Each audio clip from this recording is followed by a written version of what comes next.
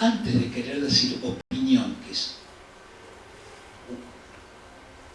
un concepto, un begriff, ya filosófico, antes en los sofistas, contra los que Lacan, contra los que Platón, por eso Lacan va a decirse sofista también, a pesar de su amor inmoderado por Platón.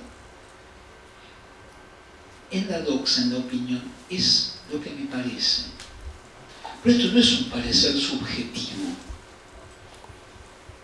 Esto es hacer aparecer al goce del otro.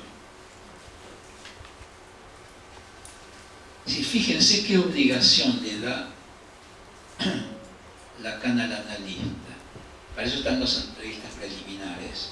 Si no hay por qué empezar un análisis la primera vez. Y la tercera, aunque para él era canónico 3. Pero Lacan por ahí con 3 podía.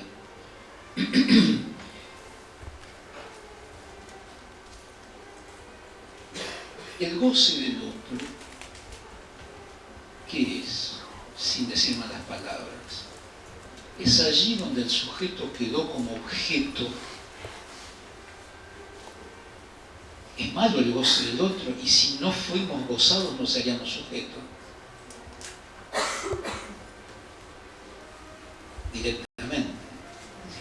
Si del autismo no hay nada genético, porque puede haber problemas genéticos, neurológicos, si no hay nada, es que la madre en un momento dado, por alguna razón accidental, duelo, porque la madre no está en causa, ¿sí? Hay algo catastrófico que puede pasar y ella no sabe.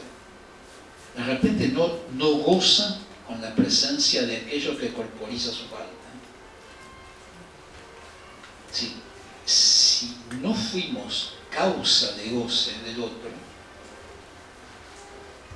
no podemos después ser sujetos. Por supuesto que podemos quedarnos ahí, no es lindo lo que queda. Ese goce hay que perderlo. Lo que pasa es que no se pierde todo ese goce de haber sido objeto del otro y de haber sido causa del goce del otro. Nadie pierde ese fondo. Eso lo descubre Freud en 1924. Problema económico del masoquismo. Esos puntos de Freud son los que Lacan siempre tuvo en cuenta. Porque en Lacan hay una revisión muy seria de la episteme de Freud, muy seria, pero no de los descubrimientos de Freud como analista. Hay ganga epistemológica en Freud. Freud era darwiniano, digamos, tenía muchos problemas que la ciencia resuelve ya en la vejez de Freud y ya no se puede. Darwin para la biología sigue siendo rector, absolutamente, pero no es un patrón epistemológico para las ciencias humanas.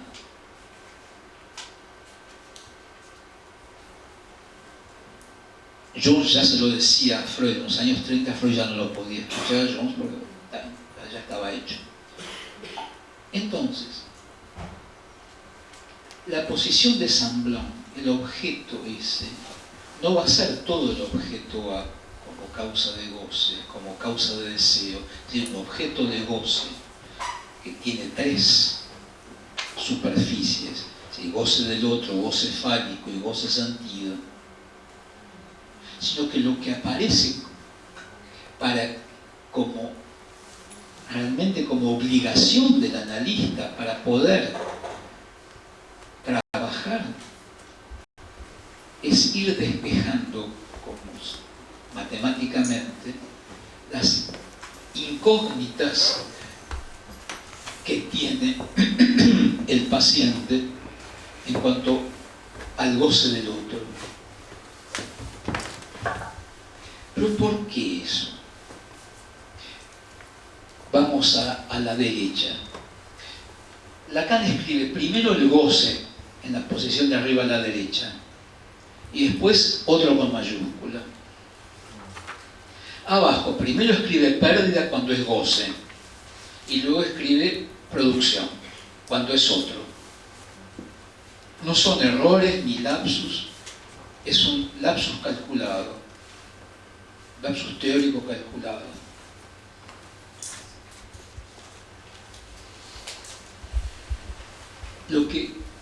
la teoría de esto, que él nunca, cuando dibuja o cuando escribe fórmulas, nunca lo dice, y cuando lo dice, nunca lo escribe. Por ejemplo, el Seminario de la Angustia, en la versión oficial, no tiene casi dibujos.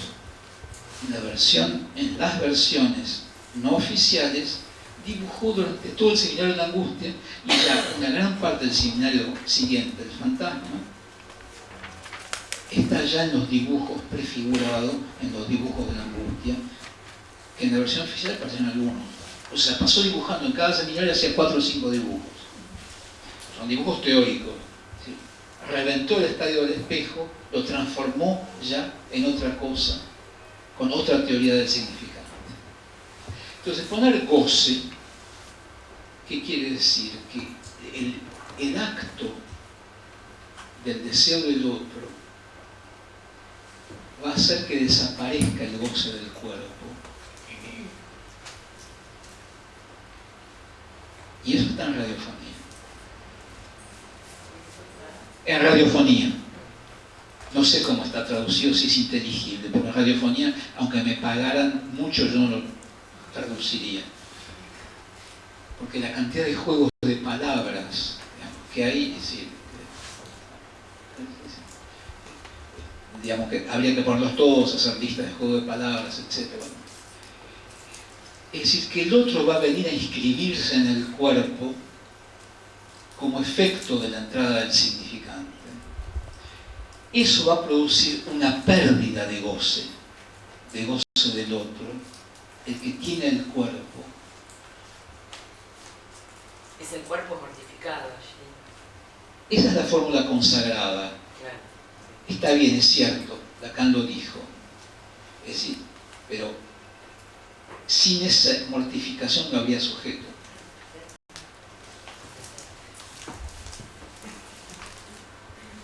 Ahora, ¿por qué hacer hincapié en hacer aparecer interpretativamente el goce del otro? Freud no hacía eso. Acá hay una diferencia seria con Freud. Si ustedes releen, yo lo hago cada tanto, los 5 psicoanálisis,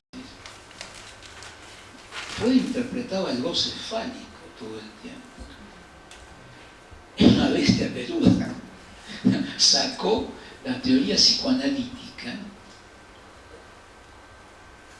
digamos, los síntomas desaparecían. Pero él se daba cuenta, porque dice, sí, la madre era la joven homosexual, que no era tan homosexual, era toda una serie de cosas, pero la homosexualidad no es lo más importante. Que la madre la celaba, no la quería, la tenía de rival, era es decir, que en principio lo que había que haberle dado bolilla a Dora y a la joven homosexual es al goce del otro. Bueno, pero Freud pudo hacer la teoría psicoanalítica por interpretar el goce fálico. Ahora, el análisis cambió gracias a Freud. Es decir, Freud se da cuenta que no se puede interpretar más los síntomas del goce fálico. Si se hace caer ese uno, los significantes amo, ¿qué pasa? ¿Qué son los significantes amo de un sujeto? Son muchas cosas, ¿no? Son los ideales, son los significantes a los cuales los que tienen la función esencial. Es decir, que verdaderamente ese uno no puede caer el núcleo de ese uno, porque ese uno es el límite de la cadena significante, el límite matemático. Es el borne, es lo que impide que la cadena, que alguien le salte la cadena. Lo que saltan, que van cayendo, son las pieles de ese uno. ¿Y qué se logra con ese salto, digamos, con esa caída de ese uno? Esa producción es que si hay menos presión del ideal, menos presión represora, hay redistribución de goce fálico.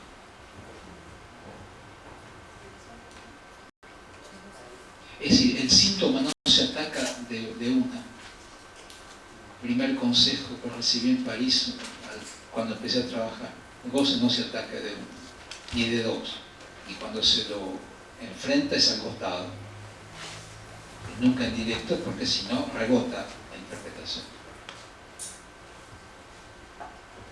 Es decir, esto quiere decir, usted tuvo una mamá así o así, no. No, porque eso es, digamos, instalamos la cosa en la terapia. Pero que el paciente pueda pensar qué es lo que yo llevo y repito de mi madre, o qué es lo que yo llevo y repito de mi padre, aunque esté totalmente contra él, estoy apoyado contra. Contra en castellano quiere decir contra, enfrentado, y contra, apoyado. Es decir, que cuando aparecen los elementos fantasmáticos, o cuando aparece esto, la cuestión es que se está despejando, se está permitiendo que alguien, digamos, no deje de estar atado a ese uno. Porque dejar de estar atado a ese uno es caer en Escila o en Caribdis.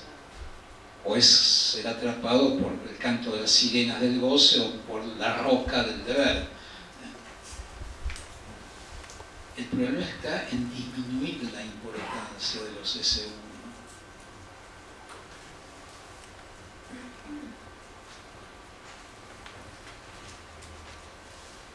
Eso produce menos inhibición.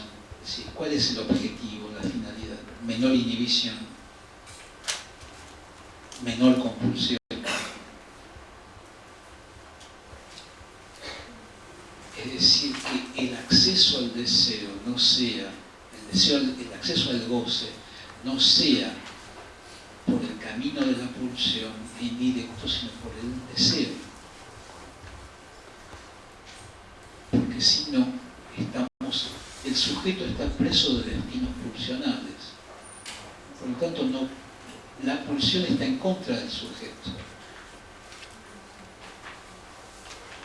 Llegar a la pulsión es deshacer las direcciones pulsionales que se han inventado para luchar contra el goce. No porque estar contra el goce, sino que hay que poder acceder al goce por el camino largo del deseo, por el camino largo de la sublimación, por el camino largo del amor. Del amor a alguien, del amor al trabajo, del amor a lo que uno produce, de lo para que el amor es lo que hace que el goce condescienda al deseo. Lacan no era alguien que diera mucha importancia al amor, pero de todas maneras tiene un lugar en la estructura. No dice a qué ni a quién, ni a quién.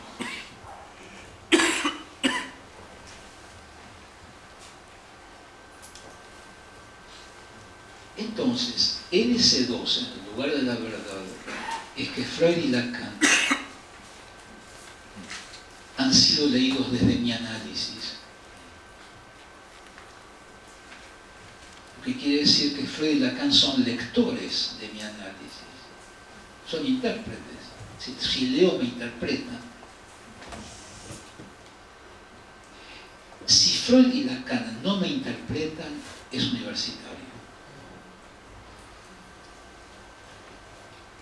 Si volvemos a Freud y a Lacan, no es para hacer resúmenes solamente, es aprender, ¿no? Eso es decir, dar la clase. En realidad volvemos porque nos interpretan. En ese sentido, ese 2 no es saber universitario en lugar de la verdad. Es decir, en ese sentido me vuelven acá. Si ese 2 está abajo, me vuelve como retorno de mi reprimido. Es decir, el analista interpreta con su inconsciente, pero es un inconsciente trabajado con el saber analítico. Pero no solamente trabajado su inconsciente con el saber analítico, gracias a un analista que tuvo detrás, Es decir, un analista que tiene que permitir que si alguien quiere dar ese paso, el analista no impedir que ser un pasador, porque el analista es pasador de Freud y Lacan siempre. No citarlos como argumento de autoridad, sino mostrar que uno es pasador de ellos.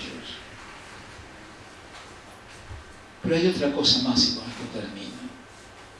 El S2, en lugar de la verdad, está hecho también con los S1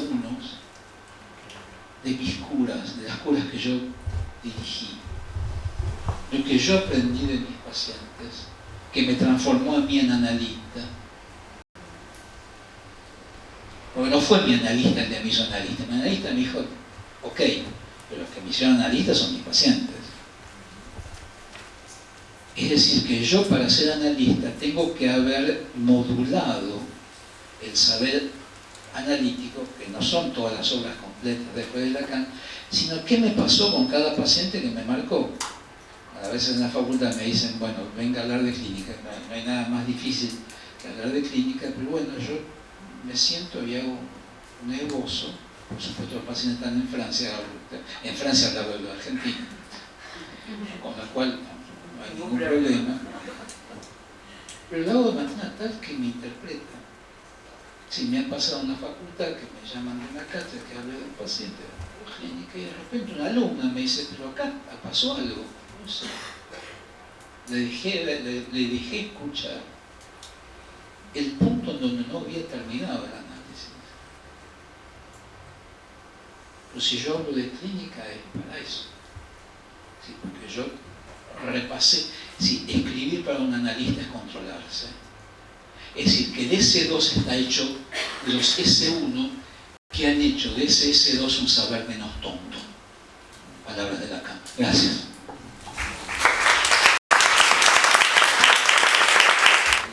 Sí, por favor.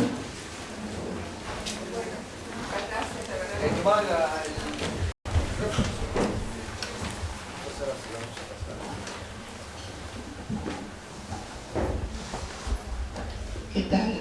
Un gusto escucharlos, la verdad. Me gustaría escuchar un diálogo entre Alfredo y Héctor respecto a una cuestión que me pareció que era una diferencia entre ellos, porque me pareció que Alfredo hablaba como la represión como algo perimido,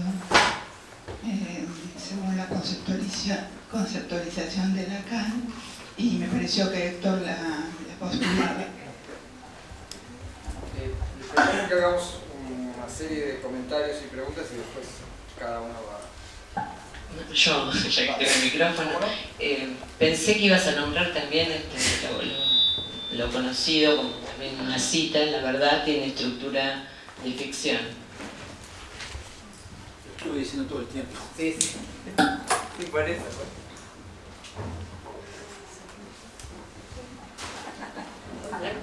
Bueno, sí, pensaba en esta cuestión de entrar por el goce del otro, que también implica siempre conmover el goce fálico, porque no se podría tocar el goce del otro, sí, ¿no? Sí.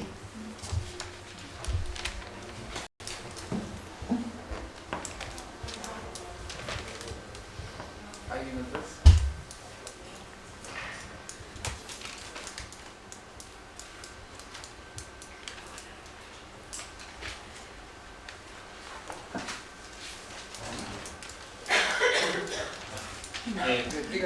¿Quién habla? No, estaba pensando recién lo que se decía de lo perimido, ¿no? Entonces, me acordaba de la cuestión, no estaba presente, pero cuando aparecía el objeto que mostraba Alfredo, ¿no? El objeto como, en Lacan como el objeto halo, acósmico, etcétera, etcétera.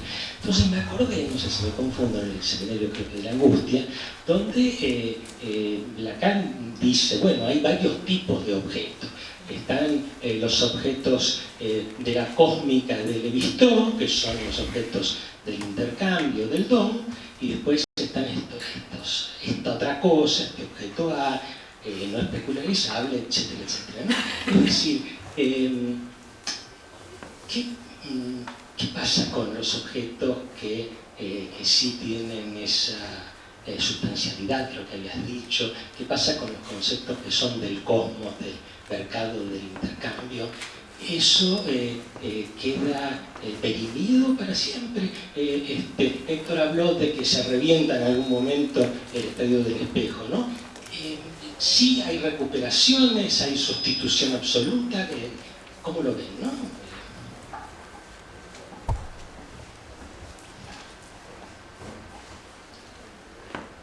Los que están afuera, digo, esto es entre adentro y afuera hay...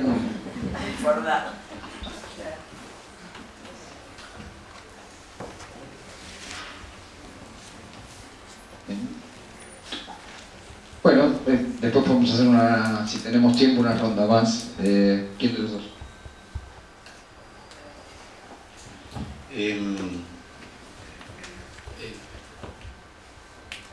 Voy a tomar la pregunta sobre lo perimido de la represión, lo reprimido de la represión y lo de si los objetos sustanciales estarían perimidos. Yo voy a tomar las dos preguntas que se articulan. No tan cerca. Bueno, yo no trabajo con la categoría temporal, la concepción del tiempo que se conoce como flecha del tiempo. O sea, no trabajo con un tiempo uniforme, homogéneo, que avance en una única dimensión. Descriptivamente se lo piensa, con flecha del tiempo está cabalmente. Con lo cual, la categoría de perimido es una categoría que yo no utilizo porque hace falta, es un problema de concepción de la historia inclusive. Hay historiadores que conciben que hay revoluciones y que a partir de la Revolución Francesa o de cualquier otra revolución, como conciben el tiempo como flecha del tiempo, entonces inexorablemente se ven llevados a plantear la existencia de las revoluciones como cortes de esta índole. Muchos estudiosos de estos fenómenos dicen que son inverificables, que nunca ha sucedido una revolución así, por lo menos en los últimos 15.000 millones de años, o sea, desde el Big Bang para acá, nunca sucedió, ni a nivel social, ni a nivel de concepción de la historia. Por ejemplo, cuando vino Agamben a Buenos Aires, la última vez que vino, presentó una lectura de los 3 poderes del Estado democrático articulados a la Trinidad cristiana. Una presentación impecable y francamente muy difícil de discutir. Francisco entra siempre estos días, de una u otra manera. Con lo cual, la democracia capitalista es una revolución. Me parece que se trata de trenzas, Lacan dio buenos modelos, y que quizás lo que en una teoría participa en una posición, en otra teoría no participa como concepto fundamental. Yo no trabajo con la categoría de perimido, no trabajo con la categoría de niño, no trabajo con la categoría de adulto, no trabajo con nada que se articule a un tiempo planteado así. Trabajo con tiempos al menos circulares, que requieren de una bidimensionalidad para existir. En Lacan se podría llamar futuro anterior. Que si ustedes piensan la expresión futuro anterior, como el futuro es posterior. No, pues si el futuro es anterior al presente, y también se puede decir que el futuro es anterior al pasado, entonces requerimos una escritura así. Depende de las lógicas. Igualmente yo no dije perimido a la represión, yo dije que si el inconsciente está estructurado como un lenguaje, en los lenguajes no hay represión. En todo caso en la ideología puede haber represión, en un sistema político, pero en el lenguaje no se puede reprimir, ya que cualquier término que esté imposibilitado de estar, está más presente todavía. O sea, en el lenguaje no es represión, hace falta representación y afecto, representación y energía. En el lenguaje hay significante y significado, no se puede reprimir. Entonces yo decía que una teoría excluía algunos conceptos de otra teoría, porque no decía perimido. De hecho, no es perimido porque yo supongo que hay más psicoanalistas trabajando con la teoría de la represión que psicoanalistas no trabajando con la teoría de la represión, con lo cual no está, me parece que la teoría más vigente. Y respecto del los objetos sustanciales. Me parece que se les puede plantear el alcance que tienen en la clínica psicoanalítica como tapón, ¿no? Como consolador. O sea, todo lo que opere como objeto, en el planteo sujeto-objeto, y sea sustancial, si uno lo piensa desde la teoría de Lacan sobre el objeto como agujero entornado, entonces uno puede pensarlo como tapón. Entonces, las sustancias de las drogas de los adictos, la sustancia, un objeto que uno manipula, quizás su función sea justamente planteable, o sea, no es que está perimido ni desaparece de la clínica, sino que puede ser planteada según el esquema teórico, como aquello que es lo real, con lo que uno se golpea, la metáfora es piedra o hueso, o puede ser lo más imaginario de todo, lo que Lacan en el nudo Borromeo llama imaginario igual consistencia, siendo que lo que es lo real es la existencia. O sea, que en pleno planteo teórico la función del objeto es sustancial o no, más allá de la teoría que se tenga en psicoanálisis. Para mí es el problema de la modernidad occidental. Es el problema de la subjetividad occidental. Si la subjetividad se va a jugar sí o no en términos de objetos sustanciales o en términos de objetos abstractos.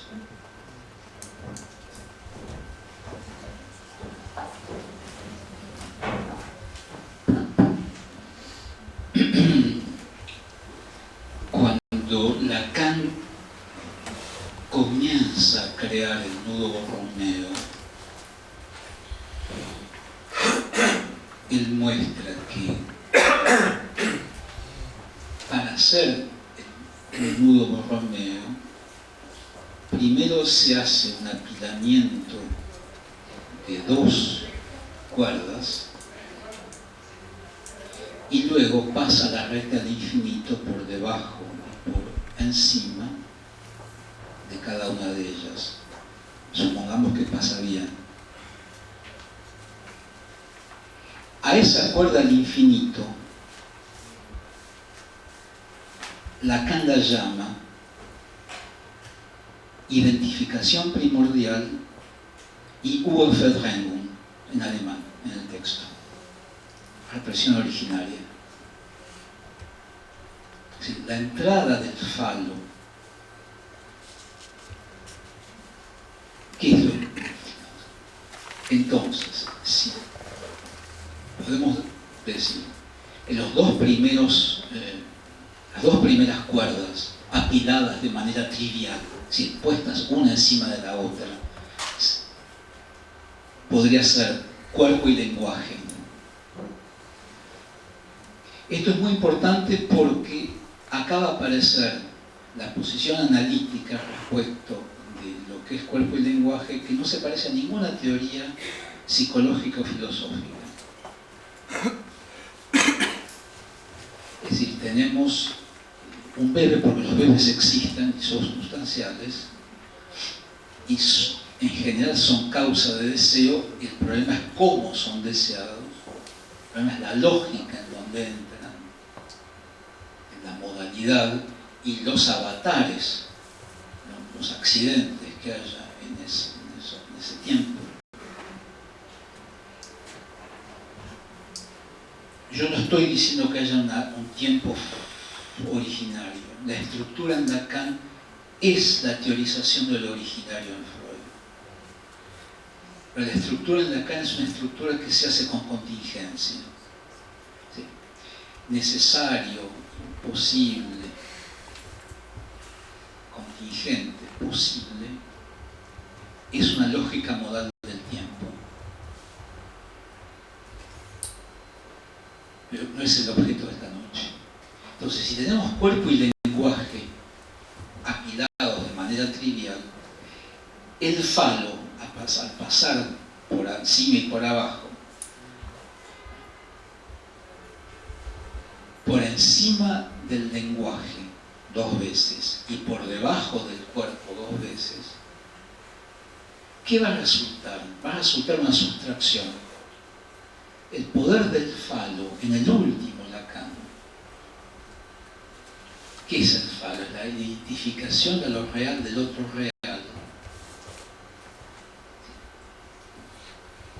Le va a sustraer al lenguaje algo, y de ese lenguaje va a quedar lo simbólico. Es decir, que lo simbólico lacaniano, antes de dividirse entre síntoma, es el lenguaje que ha perdido algo, después voy a decir que, y es el cuerpo que ha perdido algo. ¿Sí? Del cuerpo, si el falo pasa bien, va a quedar el imaginario, del lenguaje va a quedar lo simbólico, y del falo, que Lacan llama como recta al infinito, identificación primordial, y Urverdrängung, Lacan, no soy yo, va a quedar lo real. No solamente la cuerda de lo real, sino va a quedar lo real en cada cuerda, porque hay lo real de lo simbólico, lo real de lo imaginario y lo real de lo real.